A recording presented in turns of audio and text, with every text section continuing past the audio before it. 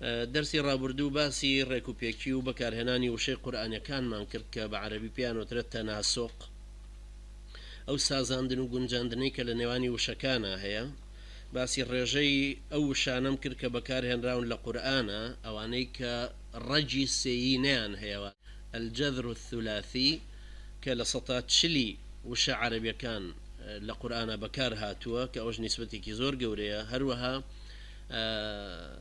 بنەچەی ئەو وشە عەرەبیانەی کە هەن قورئان یەک لەسەر سێی بەکارهێناون کە ئەمە بەڕاستی شتێکی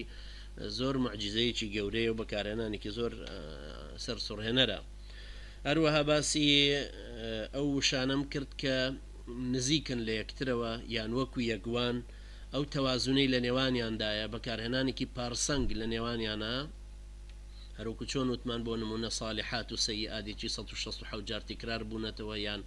المسلمون و الجهاد 41 جار تکرار بوونەتەوە بۆ هەر یەکێک لەوانە هەروەها تەناسوقێکی تر کە لە نێوانی وشەی ترە هەبوون هەروەها باسی ئەو وشانەی ترم کرد کە خۆیان و ئەو وشانەی کە متەجانسن لەگەڵ یەکتر لێک نزیکن یان متەضادی یەکترن پێچەوانەی یەکتری کە بەکار هاتوون یعنی چۆن ئەڵێن بەهەشت و دۆزەخ